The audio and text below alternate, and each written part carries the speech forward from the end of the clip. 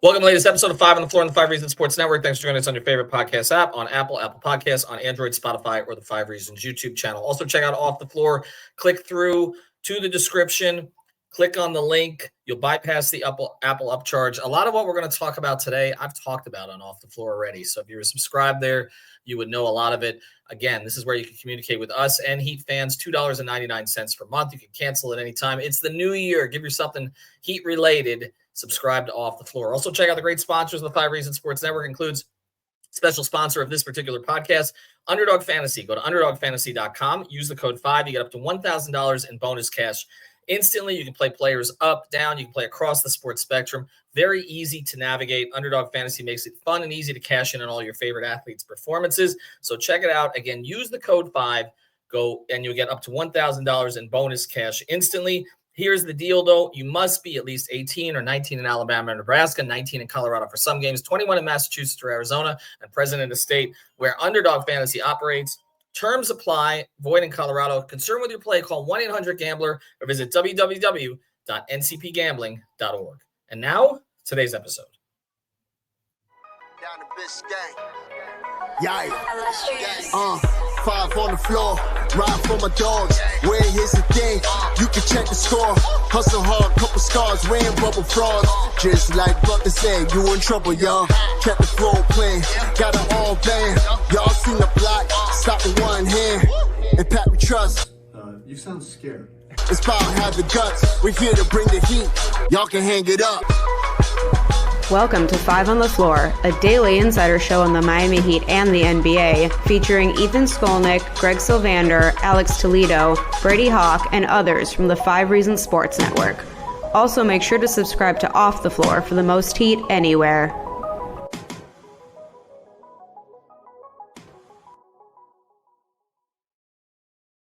All right, welcome back to 5 on the Floor on the very last day of 2024. We wish you a happy new year. Today's floor plan, I'm Ethan Skolnick on vacation. That's why I'm in a hotel room. But, of course, Heat News never takes a vacation. And Greg Sylvander, you can follow him at Greg Sylvander. So appreciate you guys following us for all of 2024. The plan today has been to kind of put 2024, put a bow on it from a Heat perspective, but this takes precedence. So Jimmy Butler spoke at the facility today. He's back with the team. We told you he would be. He's going to play on Wednesday. We told you that he would. And he said some things, though, that have Heat fans all freaked out again. I feel like we're just in this cycle. It's like it dies for a couple of days, and then Heat fans get freaked out, and I am still not clear on what they're freaked out about. So maybe I'm too close to this because I'm talking to parties involved, and I have been reporting this stuff on Off the Floor and on the podcast and on Twitter as I get it. But again, it's just it's like we're doing the podcast because I know people want us to react to it, and they want us to put it into some kind of perspective, and then they want to say we're wrong later, of course, because that's what they do. But it's another thing where it's like, okay, this is like another blip to me, and I'm going to explain why I think so. But Greg, we'll go through some of the comments that he made today because there was a lot. I mean, he spoke for a few minutes. I give the primary question askers that I could hear were Ira Barry, Tim Reynolds, Brendan Tobin. I mean, the people who are around the team, they were at the practice today. So credit to them for working on the near holiday here. And Jimmy spoke. He looked skinny. I reported that he had a legitimate illness, that would cause him to lose weight. And he did. Okay. I mean, I think it's apparent to anybody that he did. And he even said that today, his exact quote, "I was down for the count, but he's got his muscle back. He's got everything else back." He said a couple people checked on me, and I'll try to put that into context too, because there are things that Jimmy's frustrated about, but it's confusing about why he's frustrated, and I think that's what I want to make clear here. And this is not being anti-Jimmy Butler. This is just understanding that Jimmy Butler is an iconoclast. Like he's different. He's contrarian. He's a troll.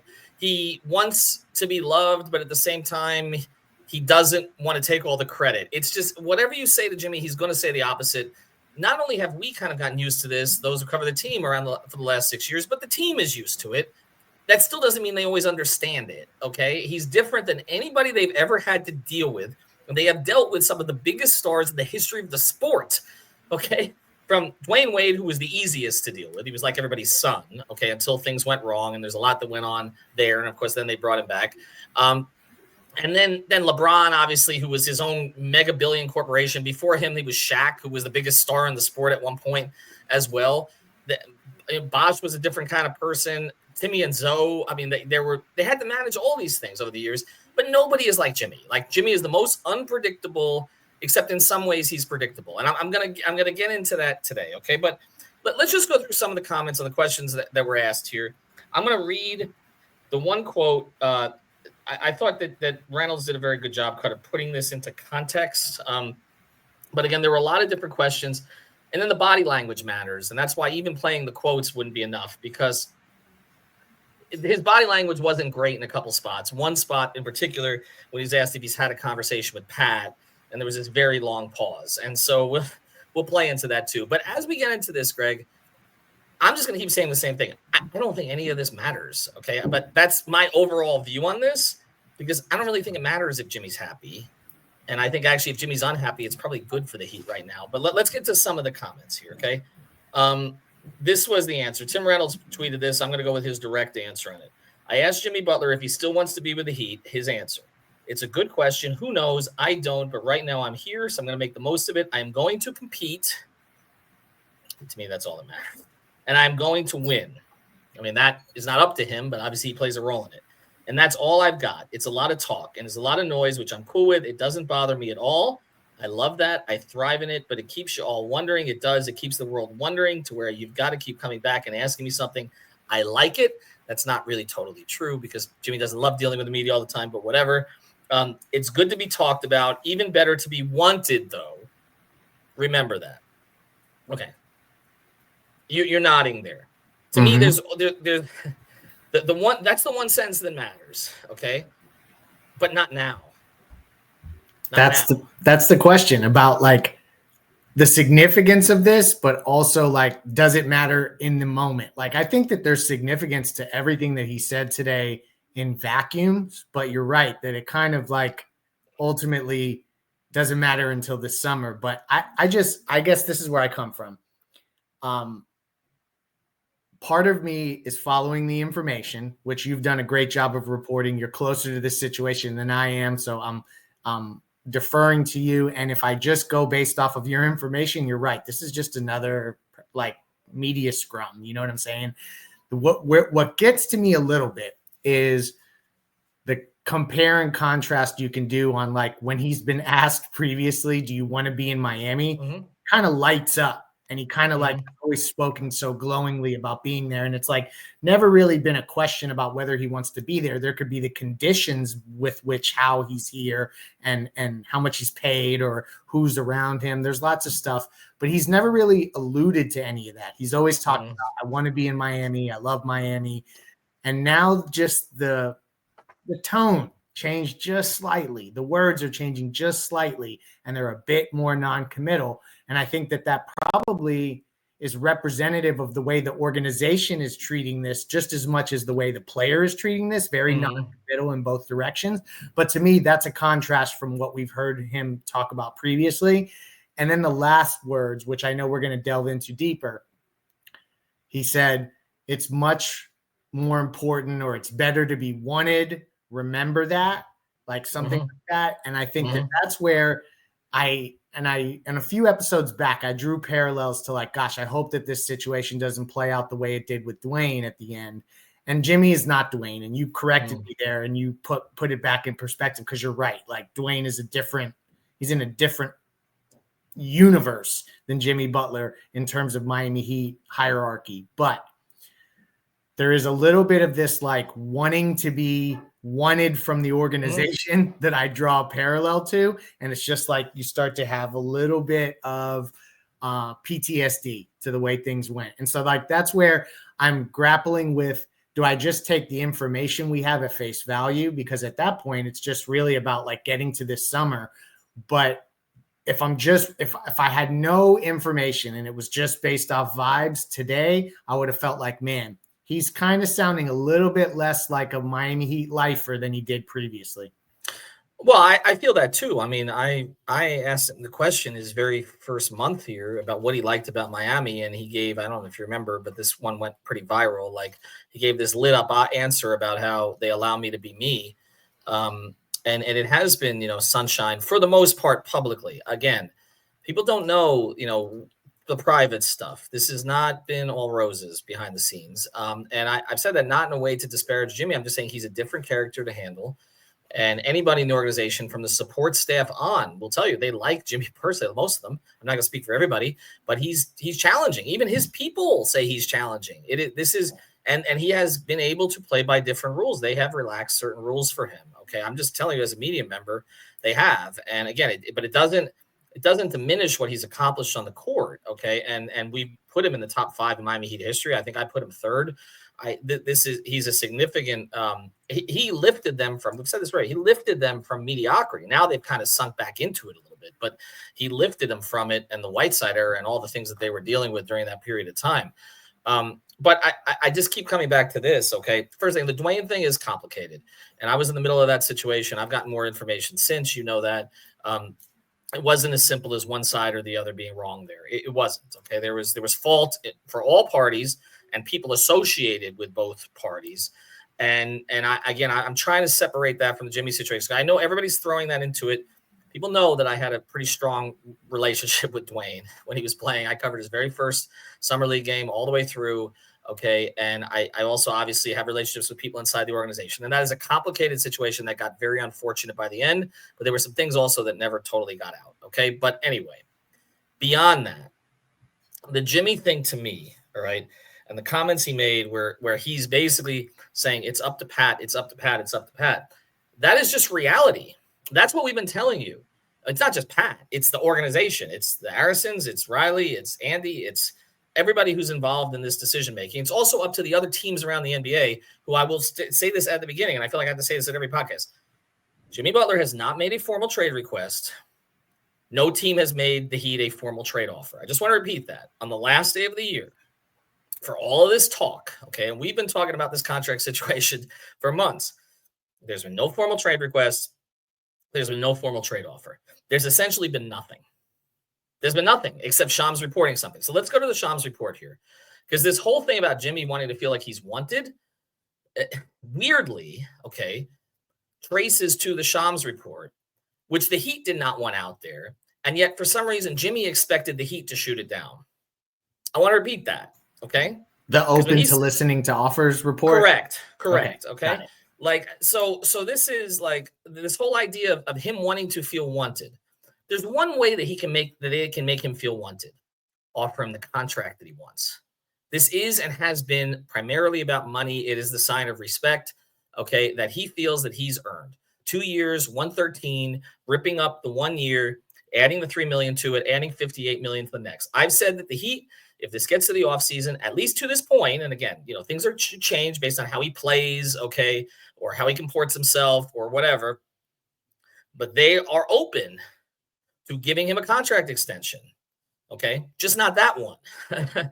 They're open to giving him even an additional year, but something that gives them a little bit more flexibility, especially if he's a guy who's going to miss more and more games as the season goes on. And he said even today, I want to play these games. He knows, okay, not only did Pat make it clear during that presser he wanted to play more games. That wasn't even the part that bothered Jimmy the most from what I heard about Pat's presser last year. It was the thing about what he said about the Boston comments and all that other kind of stuff. That bugged him more. It was not necessarily need to play more games. He knows he needs to play more games. People around him know that he needs to play more games. And now he's on pace. He's already missed 10 games. So he's missed 10 out of 30. He's on pace, to play like 54, 55. That's not enough. That's not going to make the case for the contract extension he wants. Now, the Heat have been open to giving him, again, maybe an additional year. Okay, so if you rip up, a 3-year deal, okay, potentially, right? So a 3-year deal, but not at that amount per season. And maybe and this is just a concept, a descending contract, right? So it's a little more now, but then as they want to get leaner in his later years, and especially, and then they'll have maybe more money to add other pieces to help carry, that maybe you're looking at it. I'm just throwing out a number. This is not from the Heat, okay? But I'm saying, could the Heat offer 3 for 105, 3 for 110? And then maybe Jimmy holds out for 3 for 125. And maybe they get around a table and they agree to this. I believe, based on my reporting, that's still on the table. Not like officially on the table and offered, but that is an option for where this thing could go. Okay, but when Jimmy talks about wanting to be wanted, which he's now said a couple times. He also said in the presser, what was it? Somebody sticking up for me. That was the whole thing. Yeah, I at forgot least who someone stuck up for me. That was when Bernie went crazy on Shams on Twitter. But again, Greg, the majority of the Shams report was about what Jimmy wanted. Mm-hmm. Why are the Heat supposed to respond to that? Yeah. Why is he upset? They don't. I'll tell you this. They don't understand why he's upset about that. Now, because the only part that was related to the Heat in the Shams report was they were open to listening to offers. Well, duh. Of course they are. They have to be, particularly if he wants out. If he wants out, wouldn't he want them to be open to listening to offers? Like most stars, if they want out, this is just logical. Most stars, if they want out and the team is unwilling to listen. I mean, let's look at the Portland situation. Dame wanted out. Cronin wouldn't listen to the Heat. Do you think Jimmy wants to be in that situation? They won't listen. The Heat would listen to Phoenix. It's just that Phoenix has nothing to offer them except the player that they didn't want last year, Bradley Beal. And now there's no reason to have Bradley Beal because Tyler Herro is better than Bradley Beal at this stage on a better contract. So, and don't argue with me, fans, about that. Okay, that's not even close at this stage. All right. So, and younger. So, I guess what they haven't really understood, and frankly, I don't understand why he was so upset about them not shooting down an offer, shooting down a report from Shams that was mostly about his desires. It makes no sense. But apparently that's what, and I'm saying you're dealing with someone who views the world a little bit differently. It's part of what drives him. He invents these slights, okay? It's part of what we talk about all the time. If you want Jimmy to play at his best, piss him off. Okay? And I think that's kind of where we're at. So they don't really get it. I don't really get it. But apparently he wants to be loved. Okay. All right. Best way to show him love is to give him a contract extension. They're not going to give him right now. And that's why I'm saying this has to get to the offseason. There's not going to be an offer, I don't believe, that's coming around. I know, I'm going to report this 100%. Golden State has not called to make them an offer. Golden State doesn't want their players in the news. Okay? So I'm just, He also has no incentive, just to further drive home the point you're making. He really has no incentive to necessarily take an extension now. He would do better for himself to opt out and then negotiate a contract. I know that we're talking about potentially him taking a haircut on certain salary measures and stuff like that. Mm-hmm. But just if we're talking super technical cap terms, he needs to opt out. He needs to get to the opt out in order to kind of rip up what he has currently to get something extra for the future. You're right. And he needs to play well. And so I don't understand why Heat fans are freaked out today. This has just been a weird thing in terms of people's motivations because they're not following the real trail here. What is the Heat's goal this year? What should be the Heat's fans' goal? Okay, I know people want them to rebuild. Man, they don't want them to rebuild. They want them to reload, right? They want either to get help for Jimmy, right, or trade Jimmy to pivot. Okay, well, now they're talking about pivoting around Tyler, not pivoting around Bam. That's how much things have changed in the last 3 weeks. Okay, but what they really want is their team to win, right? Okay, you have a guy now who is highly motivated. Highly motivated. He's in the last year of a contract potentially because he has the option to opt out of it.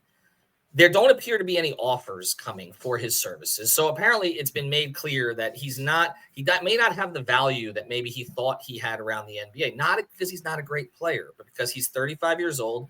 He even talked in this interview about the ankle. We tweaked it again. We saw him tweak it again, okay, that night, but then he basically came into the game sick. That's what he said. He came into the game sick, and I know he had a significant illness. And again, I questioned at the time too. I was sitting on press row. We're like, wait, did his ankle get sick? Because we saw him turn his ankle. Apparently the sickness, my understanding, the Heat are comfortable with the explanation, okay? So to my understanding, the Heat and his camp have had better communication of late.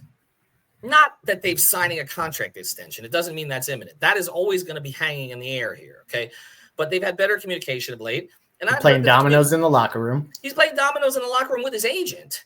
The owner of the team is retweeting the agent going after an ESPN reporter. This is not war, okay? This is a difference of opinion about his value going forward, and his availability and his performance play into his value going forward. And basically, the Heat are comfortable with any option that happens this offseason. Yes, they've made it clear to Pat that we could just walk away. And Pat's like, okay, I'll take the flexibility. It doesn't mean they don't want him. I've been told that they want him to retire with them. Okay. But there's going to have to be some kind of a meeting of the minds and a compromise. And it's not going to happen right now. And they're not going to be pushed to do it because they don't need to be pushed to do it. Alex and I just did an episode where they've got the softest stretch of the schedule coming up. He's back. He says he's healthy. He's highly motivated. Tyler's playing at an insanely high level right now. They have a chance to finally make something this season. I'm not saying they're going to. We've seen the past 2.5 years, they're basically a 500 team. But they have an opportunity to do it. This is not the time to be panicking. Okay? It's just not. And after the break, I want to get to a couple more of the comments that he made. But that's what I'm at. It's not. Look, it benefits us to hype this up. I keep saying this on Twitter. Very true. It does. Like, if you want me to put the screaming headlines with the 6 exclamation points, Jimmy Butler is angry. But I'm trying to give you what we're hearing. It doesn't mean that circumstances can't change. Of course they can. It's not a cop-out. That's just the nature of these things. These things are fluid. But what I'm saying is I didn't hear anything from him today other than he seems to be peeved at Pat. Okay. He seems to be peeved at Pat. He wouldn't be the first guy, by the way. Okay. He wouldn't be the first guy. You think? Okay. And I'm not just talking about his Heat tenure. All right. The Lakers guys, read Showtime. Okay. Read Showtime, which became, or the Perlman book, which became Winning Time. Look at what Pat talks about in The Winter Within, what happened in New York, what happened in Los Angeles. He would not be. Kareem was angry at Pat at times. Even Magic was angry at Pat at times. Dwayne was very angry at Pat at times. Dwayne didn't want Pat to coach the team when LeBron came in. Okay. Jimmy would not be the first. And by the way, it's not just Pat. This is an organizational decision that's been made to wait until the end of this year and see how things play out. And then there are a series of options that can be executed at that point with Jimmy's cooperation. If Jimmy doesn't want to cooperate, he wants to go somewhere else, he can look for cap space somewhere else, which there's not going to be much, or there's not going to be a destination most likely that he's going to want to play in. Or he can ask for the Heat's help for a sign and trade. And then worst case scenario, the Heat will get some kind of a middling asset back and more flexibility. And this is like, let's save this for a real freaking crisis. That's where I'm at with it. But if you want me to put the screaming headlines on it and get 10,000 downloads, we can do that too. I want to talk about a great sponsor of the 5 Reasons Sports Network, who's asking me all the time about what's going on with this stuff. It's Mark Dela Cruz and his team over at U-Brake Wheel Fix. You can find them in North Miami. They do everything from fixing your wheels to the powder coating, the refinishing, the polishing, all that stuff. They'll dress them up real nice for you. Based again in North Miami, they moved to a bigger shop just to accommodate all the people we're sending them. So mention 5 Reasons. You get 5.5% off your next order. Again, it's U-Brake Wheel Fix. That's with a U at the start, or ubrakewheelfix.com. I'm just looking at some of the other quotes that I jotted down while I was watching the video, and thanks to those who posted it up today, like Tobin and others. I don't know. Did anything else jump out to you? Because I'm just trying. The body language when he talked about Pat, it's pretty clear he's not thrilled with Pat, right? Yeah. Right. Well, and that's part of what I mean by the contrast in the way that he's responding to things. It hurts as a Heat fan to see a guy that, like, when he did that first presser, I just remember saying, like, I've never seen a Heat player nail a presser so well. Mm-hmm. Like, it was just so infused with culture. And so this just that, like, initially I read the quote and then I heard everybody say, you got to watch it. So I watched it, and we're not going to play it here, but I would, everyone who's listening to this, don't just read it. I would go watch it too, because the body language is interesting. And so it's not that I'm necessarily worried about anything. It's just there's a strain on the relationship at the moment. That doesn't mean it can't be repaired.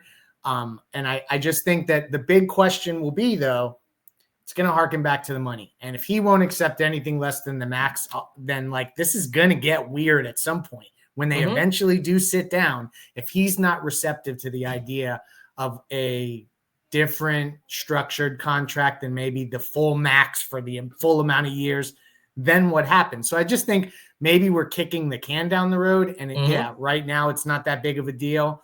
And the Heat actually are in a great spot to get their best player to play his best basketball for the most important stretch of the rest of the season. So like all those things are lining up well. The inevitability of them having to sit down and hash this out, I just don't think it's going to necessarily end well. And that's like where I stand. And it's just unfortunate because I'm kind of having to come to grips with the reality that there could be a a finite date to which Jimmy Butler is a member of the Heat, and I just hate that idea.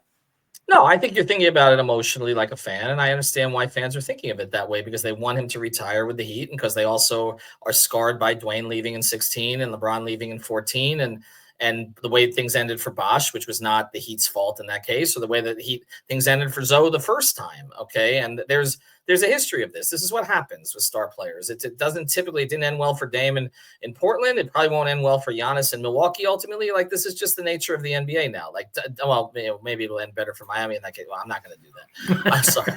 But I'm just saying, like, it ended well for Tim Duncan in San Antonio. Like, there's a handful of examples where it ends well. It didn't end well for KG in Minnesota, okay? I mean, this is the nature of the NBA. The man's 35 years old. He has been better for Miami than anybody thought he would be. He carried them further than anybody else did.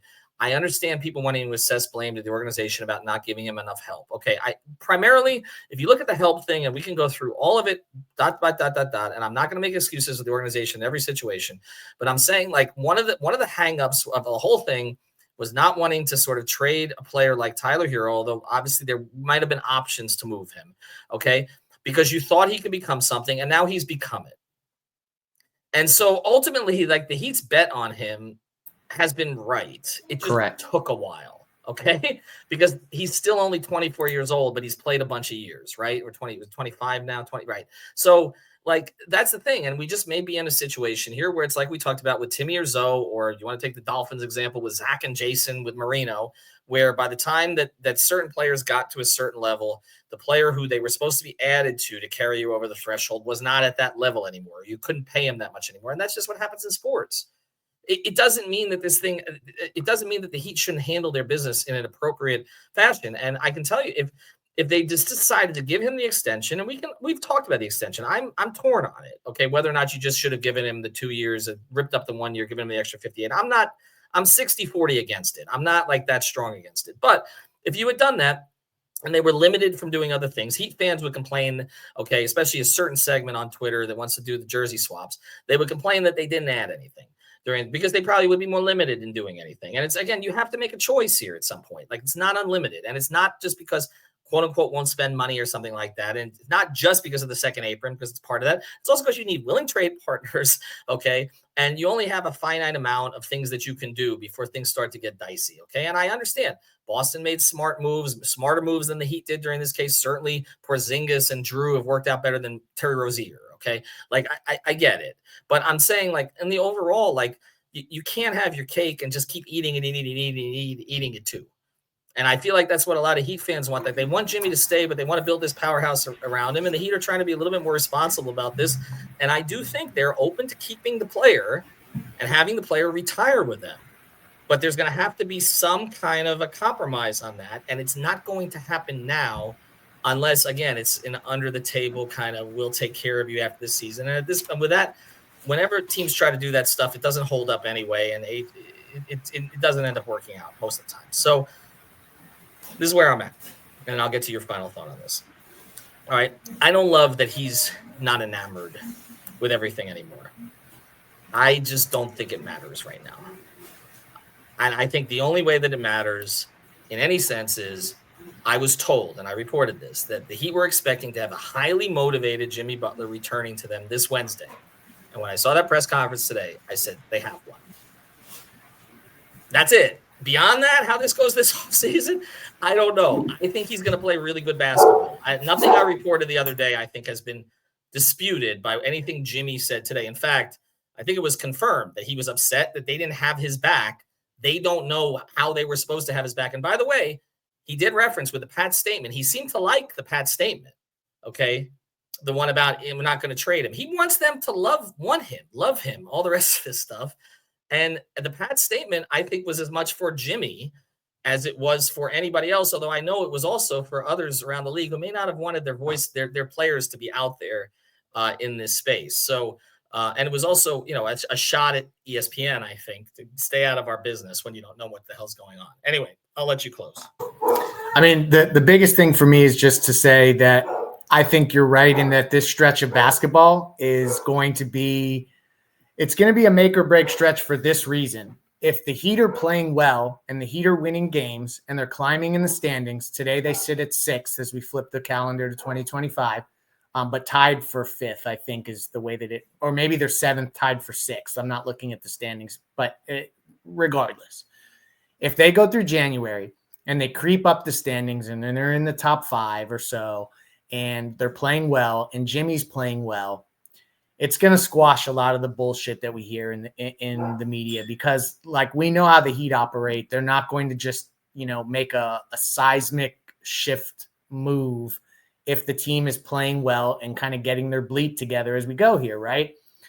But if it goes the other direction, it's like you can't get to the deadline fast enough, because I just think that the reports now have, unfortunately, the Heat typically are kind of Teflon to the reports. Like they don't stick to them because like the Heat don't leak a ton. They're not talking a lot. So kind of like the murmurs die down and go away. If the Heat struggle in this stretch, lose to teams they're not supposed to lose to, if for some reason Jimmy doesn't look 100% for whatever reason, I just think things are going to get loud. So it's in the best interest of everyone for this to be a lot about basketball and not about anything else but what's happening on the court. And so I just hope that that's kind of what plays out here. The Heat have a real opportunity to shut up a lot of the rumors, the reports, because if they're playing good basketball and they're in the top 5 of the conference, there's just not any reason to make a big move like that. But if they're sliding the other direction, things are going to get louder. And so that's what I guess we look forward to in 2025 in January, specifically ahead of the deadline, is to kind of see where the team sits as they have. The next decision point is that February 6th trade deadline. That's kind of the next line in the sand moment. And then it's and you could even debate whether that's really a line in the sand moment. And then it's this summer. So it's about getting to that and seeing how the team's playing. And I hope that they're playing well so that these rumors will go away and it's more about basketball. He said it himself. He says he'd rather this be coming at him than others. And I think that when I heard that comment, I'm like, well, Tyler's had to deal with this now for how many years? Right? Like Duncan before him. And if there's anybody who's going to use this as fuel, and Tyler has done it to a degree now, and we've given him great credit for that this year, it's Jimmy. So I am trying to figure out, like, I'm putting Heat fans on the couch and I'm trying to understand, like, what is the stress level about here? I don't understand it. He's a basketball player. He needs to play basketball. He's going to start doing that again. He needs to play well to get his money and his respect, which is what he wants, which is what's driving him, which is totally fine. And if he doesn't do those things, he's not going to get what he wants. And so the aims of the fan and the team and the player are aligned. They're aligned. They're not, okay? Doesn't mean he's going to be here next year. That's a whole nother philosophical argument, okay, about where they go and roster construction, all that. But right now, those 3 things are aligned. He can be MF and anybody he wants under his breath. But as long as he's on the court doing that and it's driving him to perform, and have we ever seen a guy more, driven by MFing people under his breath on the basketball court than Jimmy Butler? No. No, sir. That's where I'm at. I'm going back to vacation. Thanks, Greg. We appreciate it. You break, we'll fix. Underdog. Everybody have a great New Year tonight. Stay safe. If you listen to this, some will wake up tomorrow. Jimmy Butler's going to play basketball. Feel good. Bye. Thank you for listening to the 5 on the Floor on the 5 Reasons Sports Network. After all, someone needs to listen to my dad.